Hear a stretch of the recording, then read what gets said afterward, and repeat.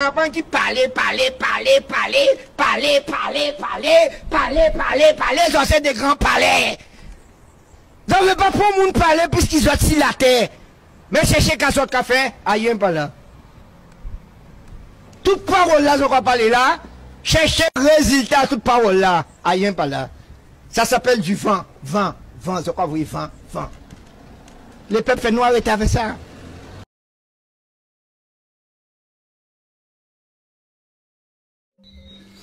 Alors, beauté à tout le monde. Bienvenue dans ce nouvel épisode de Let's Talk. Où nous allons parler. Mais pas pour pas dire rien. Nous pas comme ces politiciens là, regarder rien par là. Donc non, on va pas faire ça nous. Mais j'ai bien aimé l'intro parce que on dit ah ouais, c'est exactement ce dont je voulais vous parler. Sommes-nous devenus les politiciens que nous avons tant décriés? Yo ve pas bon, on parle puisque yo aussi la terre. Donc, bienvenue, installez-vous confortablement. On va parler de ça. Où est passée notre volonté? La volonté d'action. Où est-elle passée? Tout le monde là. C'est ma bonne question.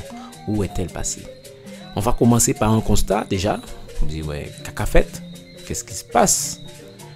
L'explication spirituelle aussi de ce manque d'action, de cette peur d'action, parce qu'on va voir que c'est une peur d'action. Et puis des solutions. Parce que sur ma chaîne, comme je vous ai dit, dans mes podcasts, je voudrais apporter des solutions. Je ne voulais pas juste parler. Parce que moi, je ne suis pas dans un concours de parole avec qui que ce soit. Ça ne m'intéresse pas. Donc, pour commencer, on va faire le constat. Moi, je me souviens, je vais vous dire quelque chose, un petit caboula aussi. Quand j'ai commencé les vidéos, quand j'ai commencé les audios par la suite aussi, on dit, oh Willy, tu vas parler, mais ça te ressemble pas à parler, mais on n'est pas politicien, moi. Et donc je me disais, mais non, je peux pas faire ça, parler. Moi, je suis le gars, j'avais pas de réseaux sociaux, j'avais pas tous ces trucs-là. Hein. Moi, son beau grand, c'est en CADN à nègre marron. Donc, quand tu voulais m'appeler, il fallait prendre ton téléphone ou bien m'envoyer un SMS, point. Ou histoire de sur Instagram, sur TikTok, moi, c'est pas moi, c'était pas mon truc, ça. C'était vraiment, j'étais pas là. Je trouvais que c'était une perte de temps, justement, que les gens perdaient trop de temps là. Donc, on avait le syndrome du politique. Le politicien, avant, c'était le seul qui parlait comme ça. Et il disait même, ouais, vous savez, c'est une promesse politicienne, c'est une parole politicienne. Ça veut dire que c'est une parole qui n'a pas lieu d'être réalisée, elle peut être fausse. Parce que c'est une parole politicienne. Et bien maintenant, je trouve qu'on a beaucoup cette parole politicienne. Alors que moi, j'ai été élevé avec mon grand-père qui me disait, la parole de l'homme vaut l'homme. Donc c'est pour ça que je suis jamais entré dans parler à rien par là. Je suis pas entré dans ça parce que j'ai pas été élevé avec ça. Donc je vous dis que j'ai constaté ça. Et puis je me suis dit, oui, la technologie, la modernité, c'est comme le portable, tout ça. C'est toi, soit tu mets quelque chose dedans pour aider l'autre, pour t'aider toi-même, pour vous édifier, pour vous élever, soit tu subis ce que l'autre propose. Et c'est pour ça que j'ai décidé de faire des vidéos, pour coder la modernité, et non pas pour être codé par la modernité. C'est pour ça, c'est uniquement ça mon but dans les vidéos, c'est ça. Je ne veux pas être celui qui est victime de, je veux être celui qui propose autre chose. C'est pour ça que vous allez voir, il y a toujours la solution à la fin. Et j'ai constaté qu'on se révolte. Et c'est quand on se révolte, en fait, qu'on est ensemble. Uniquement quand on se révolte, qu'on est unis, Mais la révolte, c'est un peu trop tard, en vérité. C'est-à-dire, la révolte, la carapace explose et puis on attend le prochain rush. Et c'est pas trop ça, hein, en fait. C'est pas vers ça que je voulais qu'on aille. Je voulais qu'on aille vers l'action, la préparation, le développement. Tu vois, ça vient avec certaines formes de préparation. Et nous, on est beaucoup dans la réaction. Par exemple, là, maintenant, là, il y a la vie chère. Là. Une grève là, aux Antilles avec la vie chère. Moi, quand je regarde ça, je me dis, mais la quantité de personnes qui se battent pour l'émancipation d'un peuple, je vois un mouvement, la vie chère. Et la seule préoccupation du mouvement, c'est la vie chère. Je dis, mais en fait, compte, désolé du mot, je vais peut-être blesser certains, mais moi, je me dis, mais la vie là pour assez cher. Puisque la vie est chère, mais les gens ne mettent pas en place des procédures pour pouvoir être maîtres d'eux-mêmes. Alors tu es en train de demander à un opérateur privé de baisser ses prix par la bonne volonté du ciel et son bon cœur. Au mieux de t'organiser, trouver un système pour pouvoir proposer les choses, pour pouvoir fabriquer les choses, pour pouvoir produire les choses dont tu as besoin. Tu es encore là, après autant d'années, autant de luttes, à demander à l'autre qui est voleur, qui est pas machin, mais ça date pas d'hier, qu'il y ait des personnes bonnes ou un peu moins bonnes. Mais tu es en train de lui quémander presque qu'il arrange ta situation parce que. Au nom du parce que, au nom du territoire, au nom. Je dis, mais non, je ne peux pas être dans cette philosophie-là. Moi, je me dis, faisons l'action. Pas uniquement l'action de demander à l'autre, par ses beaux yeux, de nous aider, mais l'action de ne plus avoir besoin de celui qui veut nous exploiter. L'action de l'émancipation, l'action de l'indépendance, de l'autonomie, du mot que vous voulez. Bien que moi, je sais quoi le mot que je veux. Mais faisons l'action. Comme ça, lui sera invité comme un partenaire. Il est obligé de s'organiser avec toi puisqu'il sera ton partenaire. Tu en auras d'autres de partenaires. Même si au début, il sera un partenaire prioritaire, mais les générations passent, automatiquement, il y aura d'autres partenaires. Donc, c'est cette action-là qu'on n'arrive pas à faire, qu'on a peur de faire. Donc, c'est un peu ça. Je ferme la parenthèse, par exemple, sur la vie chère. Alors, l'explication. Pourquoi nous pas parler, à rien par là? Pourquoi? Eh bien, l'humain est compliqué. Moi, depuis petit, je ne comprenais pas l'humain. Depuis petit, je vous mens pas, pour ceux qui connaissent, j'étais très gravement marqué par l'inhumanité humaine. C'est comme ça que je dis ça. Que l'autre puisse laisser celui-ci mourir de faim et puis dépenser. Celui-ci pouvait être gentil le matin, méchant l'après-midi, tout ça, ça me passait très mal quand j'étais jeune. J'arrivais pas à comprendre ça. Et c'est quand j'ai grandi que j'ai compris, avec le Kintuni, avec l'initiation, que les hommes, en fait, quand ils s'incarnent, pour faire un peu court, je ne vais pas rentrer dans le détail, mais pour faire un peu court, quand ils s'incarnent, sont dans un champ et reçoivent un saut métatronique. Quand ils arrivent dans ce champ morphogénétique, ils ont comme un cachet qui vient sur eux. Et c'est de ce cachet-là qui vont, par exemple, avoir l'oubli de ce qu'ils sont venus faire, l'oubli de pourquoi ils sont là, l'oubli. L'oubli vient avec le saut métatronique. Je vous laisse chercher qui est Métatron et tout ça. Pendant que certains pensent que c'est une bonne chose, Métatron c'est une bonne chose, vous allez voir. Je vous laisse rechercher ça un peu. Et donc, ce saut métatronique-là, c'est lui qui permet de la léthargie qu'on a. Et avec ce saut métatronique-là, on va avoir tout le monde qui va venir se mettre en branle. C'est-à-dire les images subliminales, les musiques, les dessins animés, les films. Depuis petit, on nous prend comme ça. On nous travaille à la moelle. Moi, je me souviens quand j'étais petit, c'était les gens qui avaient beaucoup de moyens, qui avaient la télé, et puis les chaînes câblées et tout ça. Nous, on regardait les chaînes gratuites et tout ça. Et je me souviens toujours, il y avait une chaîne qui commençait à passer les films de gangsters. C'était pas à la mode ça avant. Avant, il y avait des films de cow-boy. Mais le cow-boy, encore, il avait une certaine... C'était un vagabond, mais il avait quand même un certain code. Mais les gangsters, il n'y avait pas de code tellement. Et depuis qu'ils ont commencé à passer gangster est devenu à la mode. Et puis, tous les jeunes voulaient être gangsters. Et la délinquance a fait boum! Parce que tout le monde voulait être gangster. Gangster, c'était à la mode. Alors, on a mis le gangster en mode de paradise, puisqu'on est sur une île. Alors, on a agrémenté notre gangster, mais on a tous imité le côté gangster. Regardez, dans tous les pays du monde, je vais en Afrique, je vais partout. Les jeunes imitent les gangsters. Donc, on va venir vous rabâcher des choses comme ça, dans le parler, dans les cris, dans la pensée. On va vous rabâcher des choses. Vous allez voir, même sans le vouloir, vous allez écouter des musiques, etc. Vous avez des clichés qui, dès qu'une situation va arriver, vous allez avoir un comportement déjà fait. C'est comme quand Ganoé vous a parlé des pandémies. Pour ceux qui écoutent les vidéos de Ganoé, qui sont très très belles. On a une réaction, parce que dans les films, on a vu comment on réagit dans les pandémies, etc. On nous monte la tête. Avec le saut, c'est le démonage, puisqu'on oublie même ce qu'on est venu faire. Et puis la société nous monte la tête. Les rapports hommes-femmes, etc. On nous monte la tête. Donc, on oublie notre mission de vie, on oublie tout ça, on oublie tout ça. Donc, ça, c'est spirituel.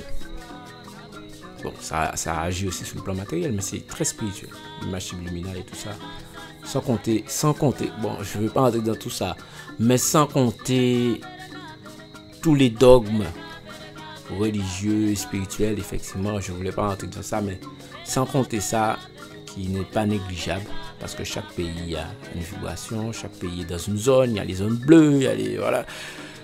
Je ne vais pas entrer dans tout ça. C'est pour ça que vous allez voir, il y a beaucoup de rebelles dans les zones bleues là. Notamment dans les Antilles, il y a beaucoup de rebelles. Mais le rebelle n'est pas celui qui programme. Le rebelle est celui qui se révolte. Et nous, on veut aller au-delà de la révolte. On veut vraiment mettre l'action. Faire l'action. Donc voilà, je vous invite à chercher tout ça. Aussi, je ne peux pas faire un podcast de 3 heures. Hein.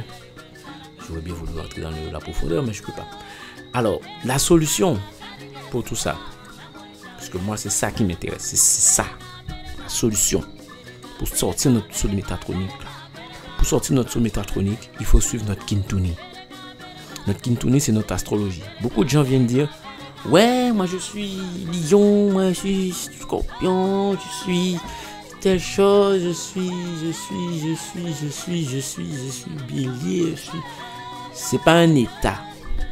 Votre signe vous montre le chemin que vous devez et les outils que vous avez pour pouvoir revenir autour. Donc, pour pouvoir sortir de ce saut, vous n'êtes pas votre signe. Je répète parce que ça c'est important. Même dans l'astrologie, on nous a bouillonné. Vous n'êtes pas votre signe. Votre signe, c'est l'outil qui vous a été légué aussi pour pouvoir retourner, parce qu'on ne vous laisse jamais totalement dans la merde. Pour retourner dans le tout, c'est-à-dire dans les 12 signes. Vous devez à la fin être les 12 signes. Vous devez jaillir comme ça là, et avoir toutes les facultés de tous les signes. Donc vous n'êtes pas votre signe, ne vous renfermez pas dans ça. Donc le Kintuni, c'est important pour pouvoir sortir justement de cette léthargie, parce que vous n'êtes pas dans votre cheminement. Et ça vous permettra d'avoir justement, savoir pourquoi vous êtes incarné, avoir votre mission de vie. Deuxième chose, l'initiation. L'initiation totémique. L'initiation aux éléments. Air, terre, feu, c'est ce qu'on appelle Kataki. Totémique, on appelle Kinkuku. Kimbazi, c'est tout ce qui sera médiumnité avec les êtres d'autres plans. Pourquoi l'initiation sous ces différents aspects-là? Parce que avec les êtres, soit le totem, soit les êtres des éléments, soit les êtres d'autres dimensions, vous n'êtes pas dans le plan de l'agri morphogénétique de la Terre et vous n'êtes pas dans le plan du saut métatronique. Vous allez parler à vous qui êtes dans d'autres plans. Et les vous qui sont dans d'autres plans et sous d'autres réalités peuvent venir intervenir pour vous aider, pour vous sortir de cela. C'est un cheminement, je ne vous dis pas ça, c'est un truc automatique. Hein. On n'a pas aimé forcer, pas ça pourquoi. Mais c'est un cheminement. Mais le vous qui est dans d'autres plans va venir aider le vous qui est dans ce plan-là pour pouvoir s'éveiller, monter et faire son cheminement. C'est pour ça qu'ils sont là aussi avec vous. Vous allez aussi avoir les bakoulous, les ancêtres, etc. Donc l'initiation c'est important. Et la dernière chose que je vais appuyer, c'est la méthode Bou. La méthode Bou. Avant la méthode Bou, il faut aussi alléger son cœur et ses pensées. C'est important. Beaucoup, beaucoup. Parce que le monde, on nous tient par les émotions et les pensées. Il faut beaucoup alléger son cœur et ses pensées pour sortir de cette bulle-là où on nous a emmenés. Donc la dernière chose, la méthode Bou. La méthode Bou, c'est une technique qu'on a à l'école qui est sous les Makuku Matatu, c'est-à-dire sous les 3 piliers. Matériel, spirituel et puis cosmique. On va dire cosmique. Parce que le plan Zinga pour moi c'est cosmique. C'est le rayonnement incarnationnel. Donc la méthode Bou est en 3 parties.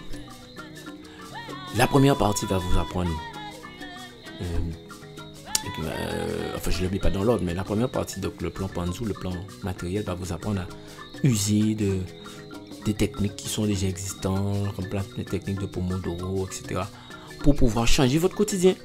Changer votre quotidien, vous motiver, vous lever, changer votre mindset, etc. Ça, c'est des choses que vous pouvez avoir accès, qui sont là.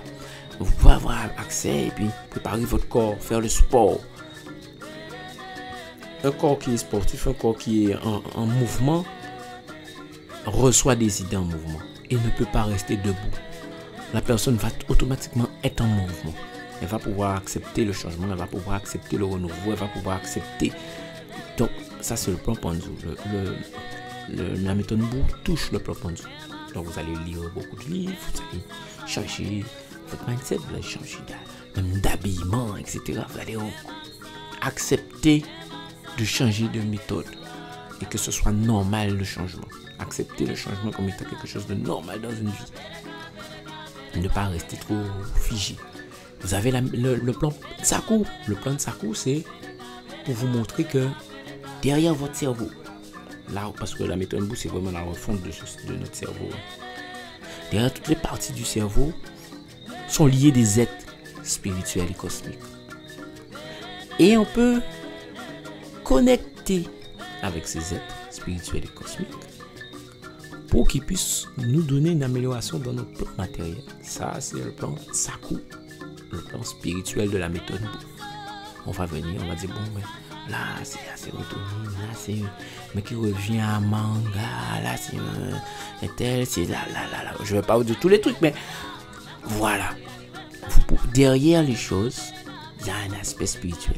On va l'employer, on va les appeler, on va se connecter à eux pour qu'ils puissent venir remplir le corps physique, remplir la préparation qu'on a faite, le mindset, etc. qu'on a mis, la motivation, la détermination qu'on a évolué là, il va venir remplir ça.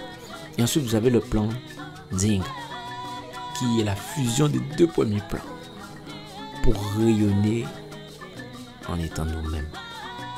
Parce qu'on a chacun un rayonnement personnalisé, on a chacun un rayonnement propre. Donc voilà, ça c'est la méthode Bou qu'on a à l'école. Donc ce sont les solutions. Je ne vous dis pas qu'il n'y a pas d'autres solutions sur Terre, mais ce sont les solutions pour sortir de notre léthargie, pour sortir de nos peurs, pour sortir de notre passivité, quoi. Parce qu'on est rebelle, mais on est rebelle que quand on nous a coupé le bras. Il faut qu'on se rebelle et qu'on programme notre liberté, qu'on programme notre avenir. Et ça, je parle pour tout le monde.